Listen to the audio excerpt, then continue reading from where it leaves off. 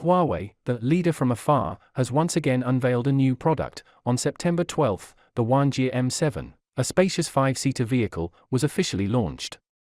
It's worth noting that the starting price of the new Wanjie M7 is an enticing 249,800 renminbi, equipped with the advanced HUAWEI ADS 2.0 intelligent driving system.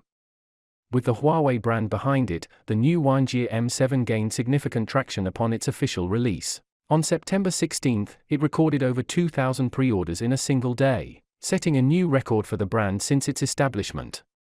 This surge in sales has also had a stimulating effect on the Seelis' stock price, which has recently surged by more than 64%, momentarily pushing its market value back above 80 billion renminbi.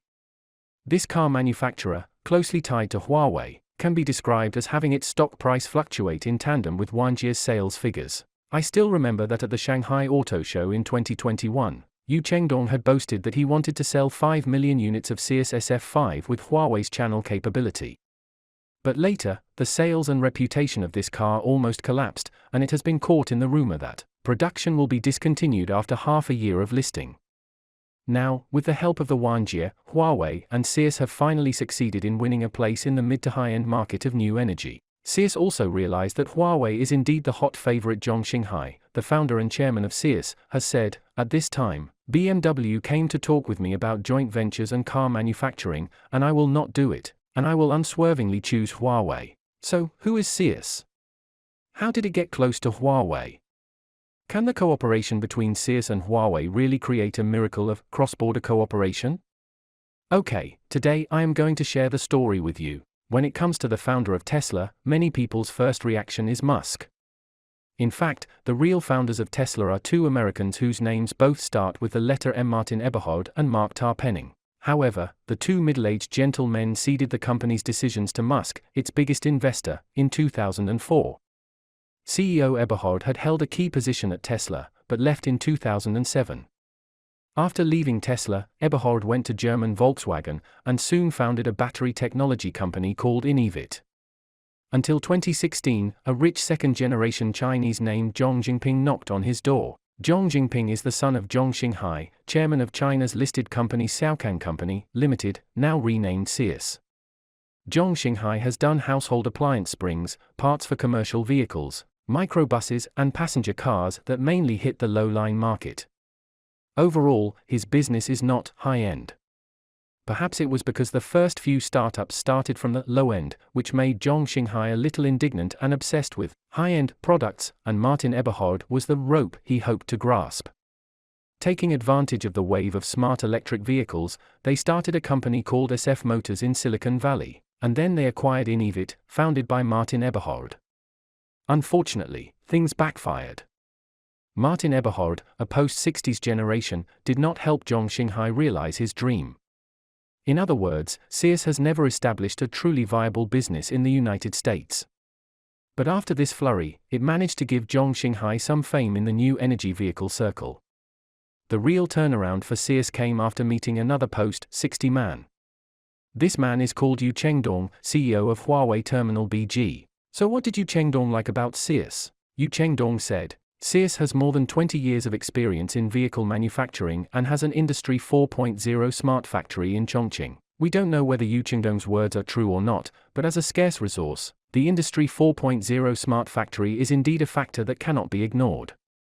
Before the Liangjiang factory of Seelis, only BMW's factory in Shenyang is a true prototype factory of Industry 4.0. Not only did Zhong Xinghai build a new factory in China, but in the United States, Zhong Xinghai also built a factory with a planned production capacity of 150,000, and released the flagship model, the Seelis SF5. Therefore, we can tell that Seelis originally wanted to follow the path of simultaneous development between China and the United States in its efforts to develop high-end new energy. However, the business in the United States has not been smooth sailing for many reasons. Fortunately, Zhong Xinghai has not achieved nothing. At least in China, he is deeply tied to Huawei, who has laid out smart electric factories in advance. After partnering with Huawei, to some extent, Seelis seems to have a pretty good start to the first game.